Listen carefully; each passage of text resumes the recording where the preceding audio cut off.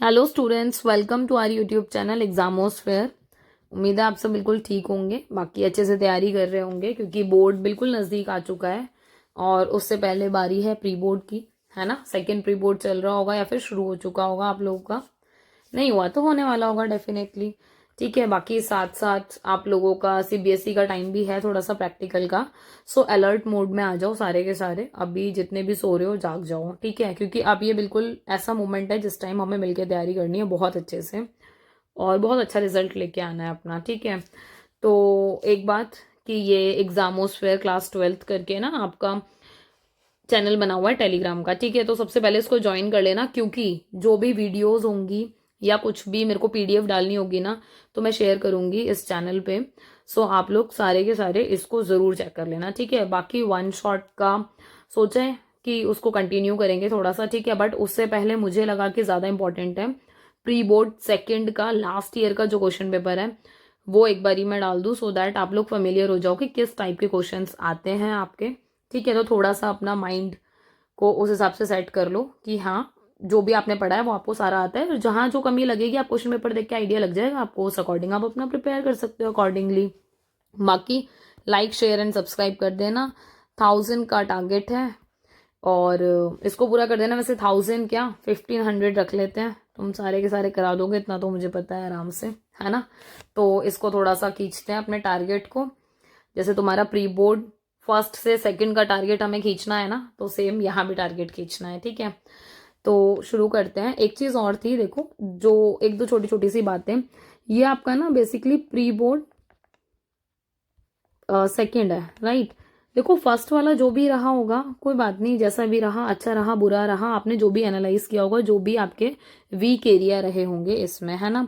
सो आपको उन एरिया को फाइंड आउट करके ना उस पर वर्क करना है। ठीक है, आई नो कि अभी टाइम बहुत कम है बट स्टिल ऐसा नहीं है कि नहीं है। ठीक है, so you all have enough time, आराम से तैयारी करो, हो जाएगा। मैंने यहाँ पर ना तुम्हें कुछ क्वेश्चंस हैं, मतलब पूरा एग्जैक्ट क्वेश्चन पेपर है लास्ट ईयर वाला। ठीक है, तो आपको आइडिया तो लगेगा इसी मतलब इससे काफी हद तक। बाकी जो पॉसिबल क्वेश्चंस होंगे वो भी मैं आपको साथ साथ बता दूंगी थोड़ा सा, तो इस चीज का ध्यान रखना। बाकी दैट इज ट्रू कि कई बार क्या होता है ना, क्वेश्चन का फॉर्मेट चेंज आ जाता है, मतलब लैंग्वेज में चेंज आ जाएगा क्वेश्चन का, है ना। बट कई बार क्या होता है पूछता वही है, तो थोड़ा सा आप उन चीजों का ध्यान रखेंगे और कुछ कुछ बेसिक चीजें जो ना मैं आपको साथ साथ बताती चलूंगी आंसर राइटिंग वगैरह से रिलेटेड, क्योंकि कुछ बेसिक मिस्टेक्स हम कर देते हैं कई बार मैप फिलिंग में या फिर क्वेश्चन पेपर को अटेम्प्ट करने में, तो मैं थोड़ा सा वो गाइड करती चलूंगी, तो उसका थोड़ा सा ध्यान रखना आप लोग। ठीक है, बाकी हो जाएगा सब अच्छे से, डोंट वरी। मेरे को पता है कि तुम सारे कर लोगे सब के सब, है ना। तो बस बने रहो साथ में और जो भी है पूरा एंड तक देख लेना वीडियो, थोड़ा रफ आइडिया लग जाएगा। ठीक है, दूसरी बात ये कि इसको शेयर कर देना क्योंकि तुम्हारे से बहुत सारे स्टूडेंट है जो उस टाइम परेशान होंगे, तो सबको हेल्प हो जाएगी। ठीक है, सो ये तुम्हारा सेकेंड वाला है प्री बोर्ड का, तो थोड़ा सा इसको देख लो। लास्ट ईयर वाला ही है। ठीक है, ये हमें पता है 80 मार्क्स का होता है, 3 घंटे का होता है, ये सारी चीजें हमें पता है। हमें ये भी सारी इंस्ट्रक्शन पता ही है कि 1 से 12 हमारा एमसीक्यू वाला होता है, उसके बाद 2 मार्कर, 4 मार्कर, ठीक है, फिर इसके बाद 6 मार्कर होता है। ओके, तो ये वाली चीज थोड़ा सा हम देख लेंगे और इसमें चॉइसेस भी होती हैं, तो वो सबसे बेस्ट पार्ट है। तो अभी हम एमसीक्यू की बात कर लेते हैं। ठीक है, देखो हिंदी वाले जो स्टूडेंट्स हैं वो एक बार इसको स्क्रीन से रीड आउट कर लेंगे, मैं इंग्लिश में ही रीड आउट करूंगी। So what are the objective of ASEAN. देखो एक चीज और है कि इससे रिलेटेड ना क्वेश्चन बनता ही बनता है, चाहे यहाँ एमसीक्यू में पूछा हो, ठीक है, इसका 4 मार्कर भी बनता है। ठीक है, अगर आप देखोगे तो 4 मार्क्स का इसका क्वेश्चन बनता है कि पूछ लेता है ऑब्जेक्टिव्स बताओ, तो यहाँ तो इन्होंने मतलब इसमें दे दिया एमसीक्यू में। ठीक है, वहां पर आपको लिखने के लिए भी आ सकता है, तो पॉइंट्स में आपको अच्छे से इलेबोरेट करके आना पड़ेगा। कई बार फ्लैग का डिस्क्रिप्शन मांग लेता है, तो ये जो बेसिक चीजें हैं कि है क्या, ये कब बना, इसका फ्लैग का थोड़ा डिस्क्रिप्शन और इसके ऑब्जेक्टिव, ये जो दायरा है ना इसका आसपास का थोड़ा कवर करते चलना। ठीक है, so to promote welfare of people of south east Asia. ठीक है, इसके अलावा क्या है, एक्सेलरेट इकोनॉमिक ग्रोथ, दोनों ही ठीक है इसके, ये जो आंसर है, तो आप इसको क्या लगाओगे, बोथ 1 and 2।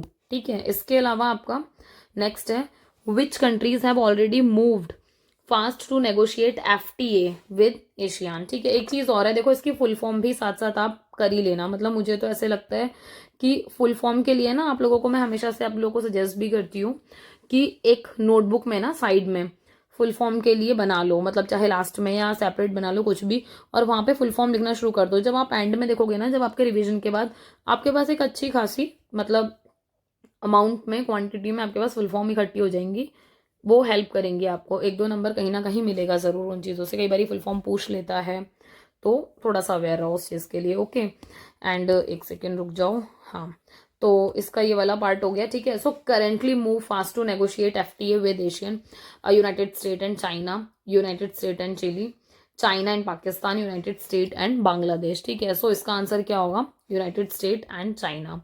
नेक्स्ट है आपका third, which of the following proclamation of emergency was impose during Pakistan attack on India. अब देखो ये चीज़ हमें थोड़ी सी पता होनी चाहिए कि कौन सी इमरजेंसी उस टाइम पे इम्पोज की थी। तो सेकेंड इमरजेंसी इम्पोज की थी, ठीक है। इसका थोड़ा सा ध्यान रखेंगे। Sustaining against adversaries is the principle of which nation. तो कौन से नेशन का ये प्रिंसिपल रहा है आपका? सो ये हमें थोड़ा सा पता होना चाहिए। इजराइल। कभी कभी कुछ चीज़ें ऐसी आ जाएंगी जो आपको लगेगा हमने नहीं पढ़ी है, बट स्टिल घबराने वाली कोई बात नहीं है, कोई दिक्कत वाली बात नहीं है। थोड़ा बहुत अगर इधर उधर होता है तो चलेगा, बट ऐसा नहीं है कि सिलेबस से बाहर है, समझ रहे हो। सब आसपास का ही आता है, तो बस फर्क इतना पड़ रहा है कि आप कितने ज्यादा अवेयर हो चीजों से, है ना। ये वो वाली बात आ गई कि तुम्हारा बोर्ड में ना लास्ट ईयर आर्टिकल 370 पूछा था, ठीक है। अब तुम्हें किताबों में तो मिलेगा नहीं क्योंकि पुरानी है एनसीईआरटी। तो ये नया वाला प्रिंट तो अब ऐसा तो है नहीं कि कल कोई बात घटी, कोई भी इंसिडेंट हुआ तो आज ही तुम्हारी किताबों में आके सब छाप के जाएंगे, ऐसा तो नहीं होने वाला। तो ये हमारी अवेयरनेस भी है कि हम थोड़ा सा अवेयर रहें जो अभी करेंटली कुछ कुछ इंसिडेंट जो चल रहे हों, सो दैट कि उनके ऊपर अगर कोई क्वेश्चन पूछा जाए तो हाँ भाई हम आराम से कर लें, फंसे ना। अच्छा, एक इंपॉर्टेंट बात, वैसे ये बात पता होनी चाहिए, अब तक नहीं पता तो टेंशन मत लो, मैं थोड़ा सा गाइड कर देती हूँ आपको। देखो, असर्शन और रीजन, 2 क्वेश्चन है इसमें, 5 और 6। अगर अटेम्प्ट करना आ जाएगा तो समझ लो बच जाओगे, ठीक है। कई बार क्या होता है हम अटेम्प्ट ही नहीं कर पाते इसको। देखो, असर्शन और रीजन में क्या होता है, आपका एक असर्शन होता है, एक रीजन होता है। तो यहाँ ना हमेशा ये 4 ऑप्शन देते हैं, ए और R true but correct explanation है, ठीक है। अगर दोनों ही बातें सही है, मतलब ए वाली भी आर वाली भी और करेक्ट एक्सप्लेनेशन है, तब तो हम ए लगा देते हैं। बात सही है पर कोई रिलेशन नहीं बन रहा आपस में, एक्सप्लेनेशन नहीं है सही, तो हम बी लगाएंगे। ए ट्रू है आर फॉल्स है तो सी लगा दोगे, और ए फॉल्स है आर इज ट्रू है, मतलब एक सही है गलत है तो आप उस अकॉर्डिंग मार्क करोगे। बट एक चीज का ध्यान, जब भी आप ये पेपर में अटेम्प्ट करोगे, कई बार क्या होता है एग्जामिनर ना शफलिंग कर देता है ऑप्शंस की, ठीक है। सो आप इन शफलिंग्स को चेक कर लेना, कहीं ऐसा ना हो क्योंकि आपके दिमाग में बात बैठी हो कि हाँ भाई ए वाला ही है जो करेक्ट एक्सप्लेनेशन देते हैं। कई बारी ऐसा होता है कि नॉट वाला वो पहले लिख देंगे और यहाँ पर ये वाला दे देंगे, ठीक है। सो थोड़ा सा ये आप चेक कर लेना, अगर आपके हिसाब से सही एक्सप्लेनेशन है तो यहाँ देख लेना ऑप्शंस में उन्होंने ए बी को बी एक की जगह तो नहीं रखा हुआ, ठीक है। तो थोड़ा सा ये चेक कर लेना। अब आ जाते हैं मेन क्वेश्चन को सॉल्व करने पे। जैसे assertion, Russia's GDP is currently 15th in the world, ठीक है।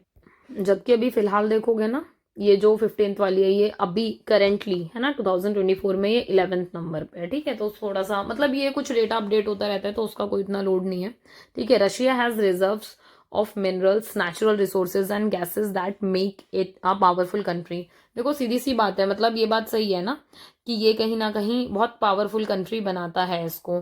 पर अब हमें ही पता है कि ये 15th ना होकर ये कौन सा है, ये 11th है। तो इसके हिसाब से हमारा क्या आंसर होना चाहिए इसका, ये जो, एक सेकेंड रुको, हाँ, तो इसके हिसाब से हमारा क्या आंसर होगा, अगर ए फॉल्स और आर ट्रू है, ठीक है, तो आप इसके हिसाब से इसका डी आंसर दे दोगे तो इसका आंसर हो जाएगा डी, क्योंकि 11th नंबर की है। तो इस तरीके से थोड़ा सा ध्यान रखना। एक चीज और है, कई बार क्या होता है ना, आपको इनका अगर एक्सप्लेनेशन देखना है, देखो यहाँ तो ये सेपरेट इंडिविजुअली, देखो सॉल्व करने का तरीका यही है, सबसे पहले आपको इंडिविजुअली देखना है असर्शन ठीक है या नहीं है। अगर ठीक है तो टिक करो, नहीं है तो रॉन्ग करो, ये सही है तो सही करो। मान लो बाई चांस दोनों ही सही हो जाए, फिर हम रिलेशन चेक करेंगे, वो हम नेक्स्ट में देखते हैं। जैसे 6 का है आपका, basically after independence the country will be govern by the democratic method. ये हमें पता है कि हाँ भाई सही बात है, इंडिपेंडेंस के बाद हम डेमोक्रेटिक मेथड से गवर्न करेंगे, दैट इज ट्रू, चलो ठीक है। The government will work for all section of society, ये वाली बात भी सही है क्योंकि हमने पढ़ा है कि भाई गवर्नमेंट सभी सेक्शन के लिए करेगी, किसी पर्टिकुलर सेक्शन के लिए नहीं, मतलब ऐसे डिवोट होगी। अब एक बात बताओ, इसको साथ में पढ़ना, after independence the country will be govern by the democratic method.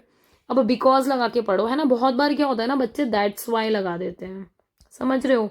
सो ये दैट्स वाई नहीं लगाना है हमें, हम क्या लगाएंगे, बिकॉज, समझ रहे हो। बिकॉज लगा के तब इसको सेंटेंस को पढ़ो, फिर आपको समझ में आएगा कि हाँ भाई बात तो दोनों ने सही बोली है, मतलब दोनों ही सेंटेंस में, बट कोई करेक्ट एक्सप्लेनेशन नहीं है। ठीक है, सो जब करेक्ट एक्सप्लेनेशन नहीं है तो इसका आंसर क्या होगा, बी। हमने जाके ऊपर चेक किया कि हाँ भाई नॉट करेक्ट है, चलो ठीक है बी मार्क कर दिया। अब आगे बढ़ जाओ। ठीक है, एनडीसी, अब ये एनडीसी की बात हो रही है, right. What does the denotes in NDC.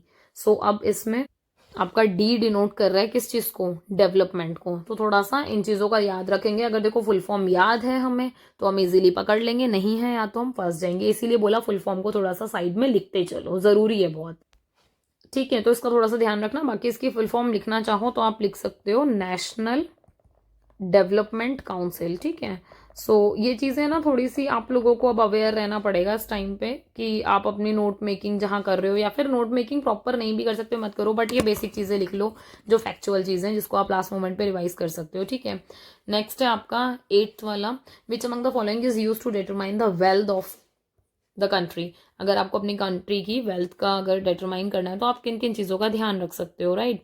So अब आप इसमें देखोगे तो बेसिकली इसका क्या आंसर होगा, सो इसका होगा आपका पर कैपिटा इनकम। ठीक है, नेक्स्ट है आपका कम्युनिटेरियन सोशलिज्म इज अ की कंट्रीब्यूशन बाय विच लीडर। सो इसका देखो आपको पता होना चाहिए, डॉक्टर राम मनोहर लोहिया, चारू मजूमदार, जयप्रकाश नारायण या नन ऑफ द अबव। ये एक बात और है, ये जो नन ऑफ द अबव वाले क्वेश्चन है थोड़ा सा ध्यान से करना, ऐसे ही नहीं है। ठीक है, अगर आपको लगता है रेलिवेंट है तो ठीक है, अदरवाइज मार्क करना। बाकी कम्युनिटेरियन सोशलिज्म में आपका किसका कंट्रीब्यूशन रहता है, जेपी का, है ना, जयप्रकाश नारायण का। नेक्स्ट है तुम्हारा arrange the following in chronological order. अब देखो क्रोनोलॉजिकल ऑर्डर में लगाना है, सिंपल तो बहुत सिंपल है, सबसे इजी है ये। ठीक है, कि आप देखोगे सबसे पहले क्या होता है जब हम वोटिंग के टाइम पे जाते हैं तो सबसे पहले फिलिंग नॉमिनेशन, और देखो यहाँ पर ना आप एलिमिनेशन टेक्निक यूज करोगे। देखो सबसे पहले कास्टिंग वोट, क्या आप वोट कास्ट करते हो सबसे पहले, नहीं, है ना, तो ये कट गया हमारा। ठीक है, डिक्लेरेशन ऑफ इलेक्शन रिजल्ट, ये कॉमन सी बात है, मतलब इलेक्शन का रिजल्ट कैसे होगा, मतलब सबसे पहले आप कैसे वो कर दोगे डिक्लेयर। ठीक है, वो हट गया। सबसे पहली बात क्या होती है, फिलिंग नॉमिनेशन, सबसे पहले हम नॉमिनेट करते हैं, है ना, उसके बाद फिर और चीज़ें होती हैं, फिर वोट कास्ट करोगे, फिर आपका रिजल्ट आएगा, फिर ऑर्डर होगा रीपोल के लिए अगर जरूरत है तो। ओके, सो एलिमिनेशन टेक्निक को थोड़ा सा वर्क करना बहुत हेल्प करेगी आपको। नेक्स्ट है आपका 11th, dash comes under political human rights. ठीक है, सो इसका क्या होगा, फ्रीडम ऑफ एक्सप्रेशन होगा। ठीक है, एक चीज़ और, सम टाइम कुछ बच्चे कंफ्यूज होंगे ये देखकर कि फ्रीडम ऑफ स्पीच लिखा हुआ है एनसीईआरटी में। ठीक है, बट अल्टीमेटली ना आप इस चीज़ को एक्सप्रेशन के साथ जाओगे अकॉर्डिंग टू मी, क्योंकि जो ऑफिशियल वेबसाइट है आपकी, जैसे आप ह्यूमन राइट्स वाली वेबसाइट्स वगैरह देखते हो, सो जो फ्रीडम ऑफ एक्सप्रेशन है ना वो एग्जैक्ट आपको दिखता है लिखा हुआ, बट स्पीच नहीं मिल रहा कहीं पर भी। ठीक है, आप लोग कहोगे तो मैं ये पीडीएफ भी आपको टेलीग्राम वाले ग्रुप पे शेयर करूंगी, जहां पर आप ये ऑफिशियल डेटा चेक कर सकते हो अपनी तसल्ली के लिए भी। ठीक है, सो बाकी एनसीईआरटी के अकॉर्डिंग स्पीच दे रखा है, but I think we should go with this, क्योंकि ऑफिशियली यही डेटा है। ठीक है, क्योंकि कभी कभी बुक्स में मिसप्रिंट हो जाता है, so be aware. What do you understand by deterrence, deterrence मतलब क्या होता है ना, सो इसका मतलब क्या होता है, प्रिवेंशन ऑफ वॉर। ये हो गए आपके 12 क्वेश्चन जो सेक्शन ए के थे। ठीक है, एक बात और थी, जब तुम क्वेश्चन पेपर अटेम्प्ट करते हो ना तो प्लीज इन चीजों का ध्यान रखना कि जब तुम एमसीक्यू कर रहे हो तो सिंपल, जैसे मैंने क्वेश्चन 1 का, मुझे अगर लगता है क्वेश्चन 1 का मतलब मेरा आंसर अगर सी है तो मैं सी लिखूंगी क्लियरली। ठीक है, उसके बाद फिर अगर आपके पास टाइम बचता है तो आप वो पूरा आंसर लिखोगे, मतलब लिखना चाहिए, जरूर लिखना चाहिए। ठीक है, इसके अलावा क्वेश्चन नंबर 2 लिखा मैंने। ठीक है, सो 2 का अगर फर्स्ट वाला पार्ट है तो फिर मैंने लिख के आंसर लिखा। कई बार क्या होगा कि हो सकता है मुझे थर्ड वाला ना आता हो, ठीक है, या मैं बाद में अटेम्प्ट करूंगी, तो भाई जगह छोड़ दो यार, एमसीक्यू ही तो आया तो इसमें तो जगह छोड़ ही सकते हो। ठीक है, कि थोड़ा सा सीक्वेंस में हो जाता है चीजें, मतलब चेक करने में इजी रहता है एग्जामिनर को, और आप लोगों को भी बहुत इजी रहता है कि हाँ चलो कुछ मिस नहीं हुआ। ठीक है, तो एमसीक्यू वाला पार्ट तो हम इस तरीके से कर लेंगे, बट क्वेश्चन नंबर थोड़ा तमीज से तरीके से मेंशन कर देना। नाउ सेकंड पार्ट की बात हो रही है, 6 क्वेश्चन है 2-2 नंबर के। एक चीज और है, अगर 2-2 नंबर के क्वेश्चन है सो हमें लिमिटेड लिखना है, बहुत ज्यादा नहीं लिखना है, तो इन चीजों का ध्यान रखोगे। पर लिमिटेड लिखने का मतलब ये नहीं है आप 1 और 2 वर्ड्स में या फिर एक लाइन में 4-5 वर्ड लिख के काम खत्म कर रहे हो, है ना। सो वी नीड एक्सप्लेनेशन, तो आप जब लिखोगे तो आप अपने आंसर को ना थोड़ा सा एक्सप्लेन करके लिख के आओगे। ठीक है, जिससे आप एग्जामिनर को अपनी नॉलेज दिखा पाओ, तो इस चीज का ध्यान रखना। इसके अलावा प्लीज पॉइंट्स में लिख के आना अपने आंसर को, बहुत ज्यादा जरूरी है, बट पॉइंट्स कैसे हो आपके एक्सप्लेन्ड हो। ठीक है, ये जरूरी है क्योंकि अच्छे मार्क्स मिलेंगे इससे, और बोर्ड में यही चीज आपको बहुत हेल्प करती है। ठीक है, सो क्वेश्चन है identify to ethnic conflict roots in Sri Lanka. ये आपको पता है, वो डायरेक्ट सिन्हालास करके भी पूछ सकता है, तमिल वाला पूछ सकता है, ठीक है, LTTE की फुल फॉर्म पूछ सकता है। तो थोड़ी सी इन सारी चीज़ों को साइड बाय साइड देखते चलना, ठीक है, और इसको अपना मतलब 2 मार्क्स के अकॉर्डिंगली एक्सप्लेन करना।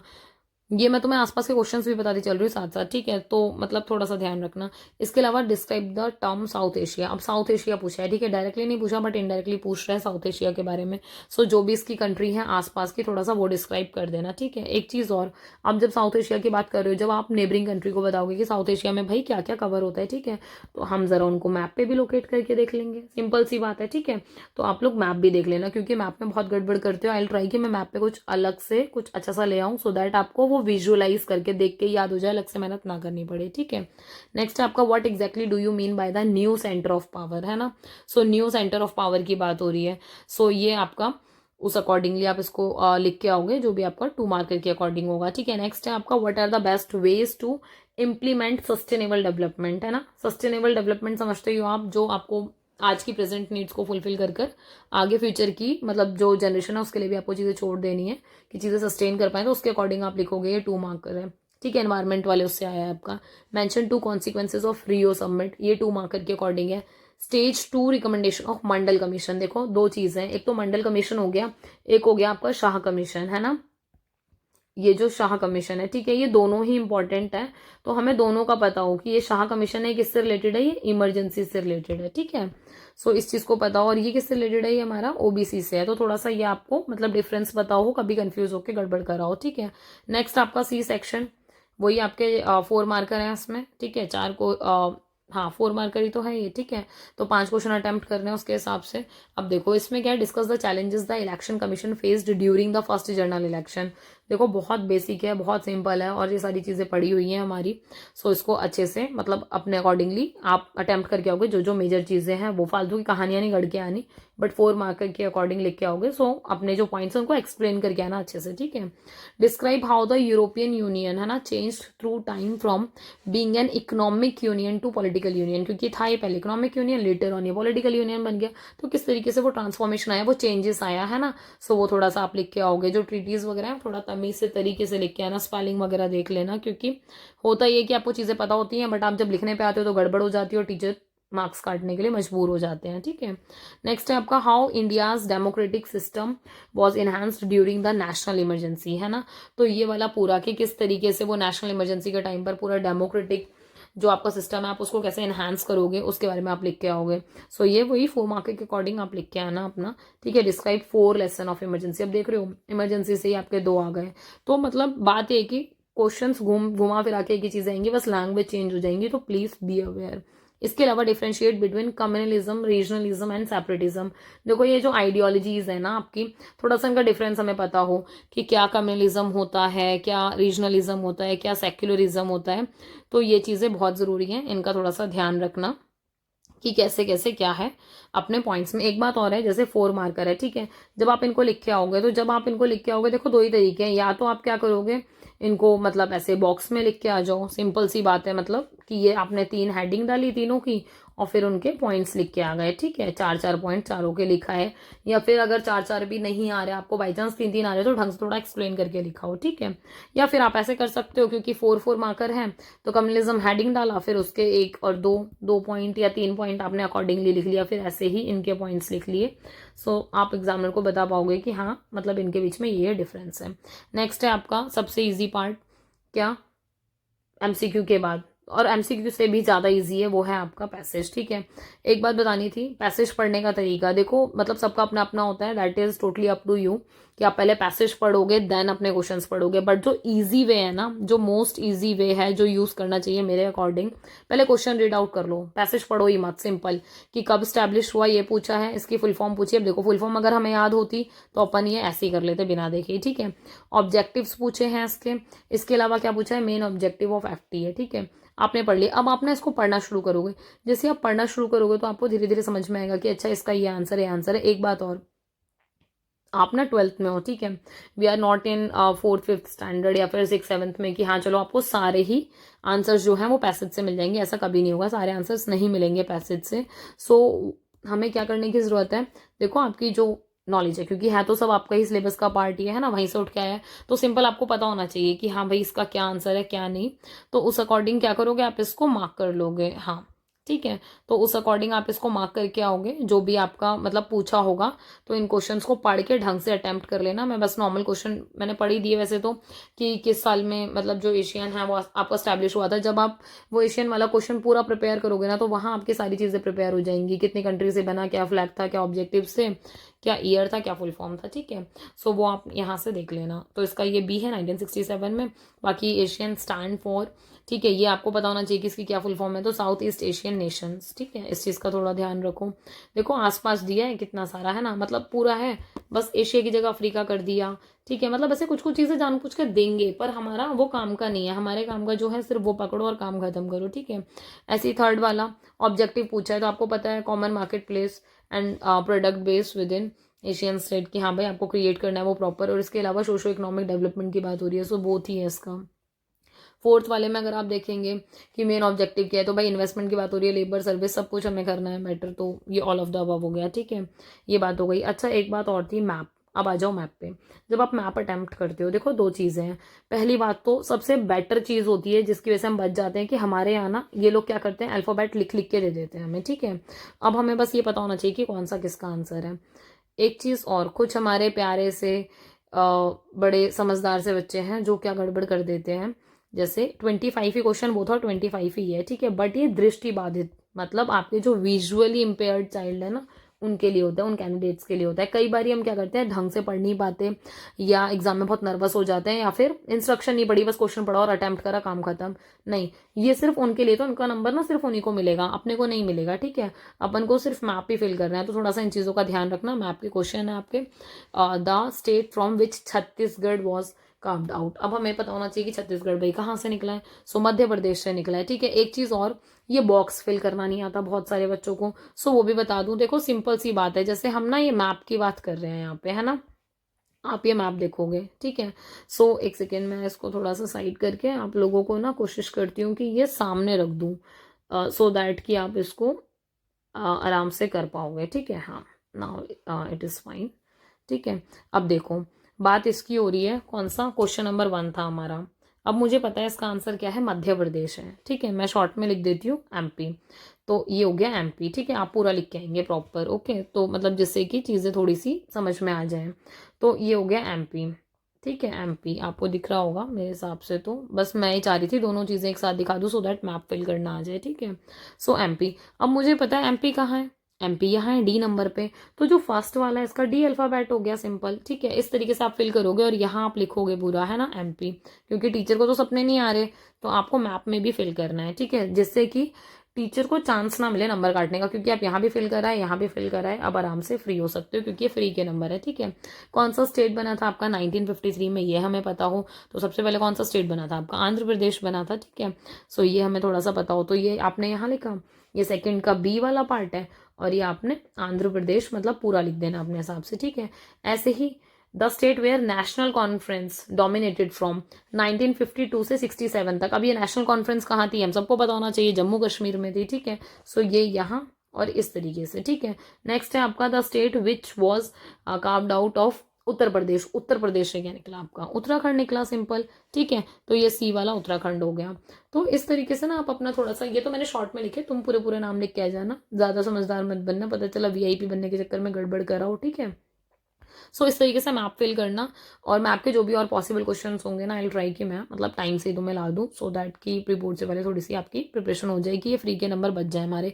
ये विजुअल इम्पेयर्ड वाला अपन को नहीं करना, जो विजुअली इम्पेयर्ड चाइल्ड है सिर्फ वही करेंगे, वही कैंडिडेट इनको अटेम्प्ट करेंगे। नेक्स्ट है आपका कार्टून। देखो कार्टून में सबसे बढ़िया बात होती है, हमारे टाइम पे क्या होता था ना, क्वेश्चन लिखा आया और उसको आपको अपने आंसर्स मतलब अपनी लैंग्वेज में लिख के आना है। ठीक है, बट तुम्हारे लिए ये भी बड़ा अच्छा हो गया कि लाइक इसमें भी ऑप्शंस हैं। ठीक है, सो आप यहाँ से इंग्लिश वाले बच्चे इन ऑप्शंस के अकॉर्डिंग इसको अटेम्प्ट कर लेना। ठीक है, क्वेश्चंस पढ़ लेना और अटेम्प्ट कर लेना। नेक्स्ट है आपका डी पार्ट, मोस्ट इंपॉर्टेंट है ना, स्कोरिंग भी होता है काफ़ी। तो 6 मार्कर है, 4 क्वेश्चन अटेम्प्ट कर रहे हैं, और अच्छी बात यह है कि हर क्वेश्चन में आपको ऑप्शन मिल जाता है कि हाँ भाई आपको दोनों में से जो भी अटेम्प्ट करना हो, आप फ्री हो, मतलब आप अपने अकॉर्डिंगली उसको क्या कर सकते हो, अटेम्प्ट कर सकते हो। ठीक है, सो अब आपका इसमें क्या है, briefly describe operation blue star. भाई पूछता ही पूछता है, हर बार रिपीट होता है क्वेश्चन, ठीक है। या तो 4 मार्कर में या 6 में, ठीक है, दोनों में से किसी में भी होगा, पर अपन 6 के अकॉर्डिंग कर जाते हैं प्रिपेयर, सिंपल। अगर पूछेगा तो 6 में पूछ लेगा, नहीं तो भाई 4 वाला तो हम कर ही आएंगे जब 6 में प्रिपेयर है तो, ठीक है। इसके अलावा the road to peace in Punjab was not an easy one, evaluate the effort made in the direction from 1984 से 1997 में, जो भी आपके मतलब जितने भी आपके उठाए गए स्टेप्स हैं, है ना, जो भी एफर्ट्स किए गए हैं वो सारे आपको डिस्क्राइब करने हैं। और वही आप डिस्क्राइब कैसे करोगे इनको, पूरा पॉइंट्स में प्रॉपर। एक बात का ध्यान रखना, पॉइंट्स ना, मैं बार बार कह रही हूँ, प्लीज इस चीज को ध्यान रखो, पॉइंट्स को थोड़ा सा एक्सप्लेन करके लिखे आना बहुत जरूरी है, क्योंकि अपन एक्सप्लेन नहीं करते, टीचर को कैसे पता चलेगा कि मुझे सारा आता है। मैं कीवर्ड्स में थोड़ी लिख के आऊंगी कि उनको समझ में आ जाएगा, तो वो मार्क्स भी फिर उसी अकॉर्डिंग ही देंगे। तो अगर आपको 6 में से 6 लाने हैं या 6 में से 5.5 मार्क्स लाना है, तो आपको उस हिसाब से पेपर अटेम्प्ट करके आना पड़ेगा। मैं तो कहूंगी 6 के साथ साथ आप 7 पॉइंट्स लिख के आओ, सो दैट कि कई बार क्या होता है, आपको लगता है कि मैंने तो ये 6 पॉइंट लिख दिए, अच्छे से हो गया, 6 के 6 मिलने चाहिए। पर कई बार क्या होता है कि आपको ऐसा लगता है आपने 6 पॉइंट लिखे हैं, बट अगर आप हमारी नजरों से देखोगे तो आप सेम बात को कई बार घुमा के लिख देते हो, सेम ही बात को, ठीक है। सो उसका कोई नंबर थोड़ी मिल जाएगा आपको अलग से, तो इसलिए थोड़ा सा ध्यान रखना। नेक्स्ट है आपका describe any 4 developments of 90s in Indian politics, है ना। तो इंडियन पॉलिटिक्स में जो भी आपके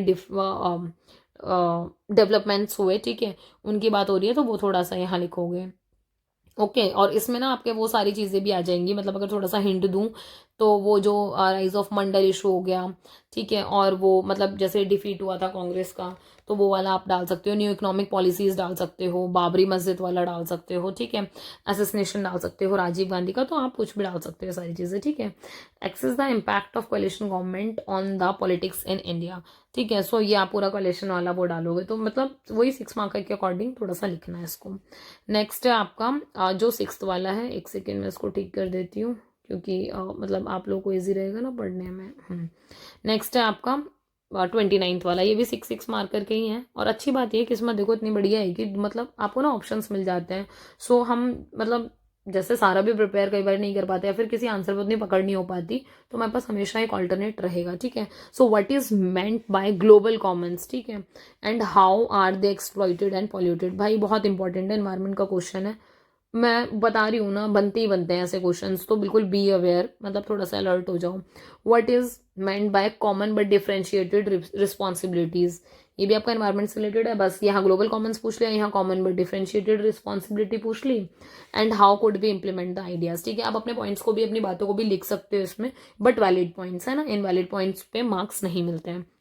इसके अलावा describe the position of UN in a unipolar world, United nation की जो यूनिपोलर वर्ल्ड में जो पोजीशन है आज के टाइम पे, ठीक है, आप उसको डिस्क्राइब कर सकते हो। इसके अलावा व्हाट इज वीटो पावर, कि भाई ये नेगेटिव पावर है, कैसे कैसे क्या है, रिस्ट्रिक्टेड है, वो सारा आप लिखोगे, ठीक है। Why the move to abolish the veto power not been successful, ठीक है, कि किस तरीके से वीटो शक्ति को या फिर जो वीटो की पावर है, ठीक है, उसको खत्म करने की कोशिश की थी, बट वो चीज़ फेल हो गई, मतलब सक्सेसफुल नहीं हो पाई। तो आप इन पॉइंट्स को लिख के आओगे। ये चीज़ ऐसी है कि अगर आपको बेसिक्स क्लियर है तो आप बहुत इजीली इसको अटेम्प्ट करके आ सकते हो, ठीक है। एक बात और जो इंपॉर्टेंट बतानी थी, जैसे मैंने आपको प्री बोर्ड वाला मतलब बता दिया कि हमने डिस्कस कर लिया नॉर्मली कि ये प्री बोर्ड 2 का हमारा था, ठीक है।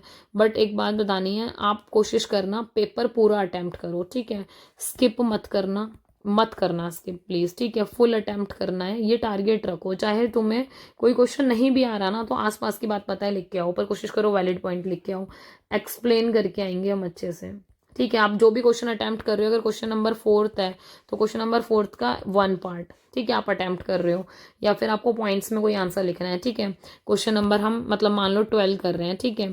सो क्वेश्चन नंबर 12 है, मुझे पता है वो 4 मार्कर है, ठीक है। सो मैं आराम से क्वेश्चन नंबर 12 लिखा, उसके बाद मैंने अपने पॉइंट्स को एक्सप्लेन किया 2-2 3-3 लाइन में, एटलीस्ट 2 लाइन तो होना ही नहीं चाहिए, खैर पॉलिटिकल साइंस के स्टूडेंट हो, आर्ट्स के स्टूडेंट हो, 3-4 लाइन में अपनी बातें अच्छे से अपने पॉइंट को एक्सप्लेन करो, ठीक है। फिर सेकंड पॉइंट हो गया, फिर आप उसको एक्सप्लेन कर रहे हो, फिर थर्ड को एक्सप्लेन कर रहे हो, बड़ा नीट एंड क्लीन तरीके से काम करना, ठीक है। मैप वगैरह थोड़ा आप देख लेना, उस अकॉर्डिंग करना, और बाकी अगर कोई भी इशू हो तो कमेंट्स में बता देना, और चाहो तो टेक्स्ट कर सकते हो, ठीक है, मर्जी है आपकी, जैसा आपको ठीक लगे। बाकी ऑल द वेरी बेस्ट, ठीक है, फॉर योर एग्जाम, अच्छा जाएगा, डोंट वरी, मतलब इतना ट्रस्ट रखो, जब मैं तुम्हारे ऊपर इतना ट्रस्ट रख रही हूँ तो तुम तो रख ही सकते हो, है ना। तो इस चीज़ का थोड़ा सा ध्यान दो कि हो जाएंगी चीज़ें, मतलब कुछ भी इम्पॉसिबल नहीं है, अभी भी टाइम है, बस अच्छे से रिवीजन करो, ठीक है। एक चीज और है, देखो कुछ क्वेश्चंस ऐसे भी हैं इसमें, जैसे पार्टीशन वाला हो गया, कॉन्सिक्वेंसेस, शॉक थेरेपी, है ना। जैसे सेकेंडरी बोर्ड में वो वाली चीज लास्ट टाइम नहीं पूछी गई थी इतनी, पर हो सकता है आपकी बार थोड़ा सा ध्यान दे ले कि क्या कॉन्सिक्वेंसेज रहे, या मतलब क्या क्या प्रॉब्लम फेस करी पार्टीशन के टाइम पे, है ना। समझ रहे हो ना, जो ऐसी ऐसी चीजें हैं, शॉक थेरेपी हो गया, ये थोड़ी बेसिक है, सो हमें ये चीजें पता होनी चाहिए, ठीक है। यूनाइटेड नेशन का पर्टिकुलरली पूछ ले कि क्या है वो, उसके बारे में बताओ। तो हमें, अगर आप रिवीजन कर रहे हो ना, तो दोनों ही बुक को, ठीक है, फर्स्ट और सेकंड दोनों ही बुक को प्रॉपर अच्छे से रिवाइज कर लो। जो आपके मैप हैं, जो भी क्वेश्चंस बन सकते हैं मैप के, वो देख लो, ठीक है। साथ ही आपकी जो फुल फॉर्म है वो देख लो, क्योंकि कहीं ना कहीं ये चीजें हेल्प करेंगी। कार्टून देख लो, क्योंकि देखो कार्टून वाले जो नंबर है ना फ्री के होते हैं, मतलब ये सारी चीजें फ्री की हैं, तो थोड़ी सी इन चीजों से आपकी मार्क्स काफी अच्छे हो जाएंगे, ठीक है। बाकी जो भी पॉसिबल हो पाएगा, मैं कोशिश करूंगी कि टाइम से ही चीज़ें आप तक पहुंचा दूं, ठीक है। मैप वगैरह के क्वेश्चंस वगैरह तो आई विल डेफिनेटली ट्राई कि आप तक चीज़ें पहुंचे, ठीक है। टाइम लगेगा। बाकी हाँ, एक चीज़ है कि ये जो वन शॉट वाली सीरीज है, मैं ये तो नहीं कह रही कि अभी कंप्लीट हो जाएगी, definitely it is not possible कि अभी 4 दिन में ही खत्म कर दूं, बट हाँ इतना है कि बोर्ड से पहले आपको चीज़ें मिल जाएंगी, सो दैट आप इनको क्विकली रिवाइज कर सकते हो। एक टाइम ऐसा आएगा, ऑनेस्टली बोल रही हूँ, कि जो दोनों बुक है ना, आप एक एक आधे आधे घंटे में उड़ाओगे इन बुकों को, क्योंकि आपकी पकड़ इतनी अच्छी हो जाएगी रिवीजन करके, ठीक है। सो आप उसकी टेंशन मत लेना। बाकी ऑल द वेरी बेस्ट, अच्छे से पढ़ना, पढ़ते रहो, आगे बढ़ते रहो, ओके। बाकी मैं हूँ यहाँ तुम लोगों के साथ, टेंशन लेने की जरूरत नहीं है। बाकी thank you so much and तक बने रहने के लिए। लाइक शेयर सब्सक्राइब कर देना। सब्सक्राइब तो हमने पहुंचा ही दिया 1500, है ना, मतलब पहुंचा देंगे, ठीक है। सो इसका ध्यान रखना। बाकी टेलीग्राम ग्रुप जरूर ज्वाइन कर लेना, क्योंकि सारी अपडेट वहीं मिलेगी, और इसकी पीडीएफ भी ना मैं वहीं डालूंगी टेलीग्राम ग्रुप पे। सो वहां से आप लोग इजीली ले लेना इसको, ठीक है। और शेयर कर देना सभी को, क्योंकि बहुत सारे बच्चे सफर कर रहे हैं, ठीक है। बाकी पढ़ते रहो, आगे बढ़ते रहो, मिलते हैं नेक्स्ट वीडियो में, तब तक के लिए ध्यान रखो अपना, बाय बाय।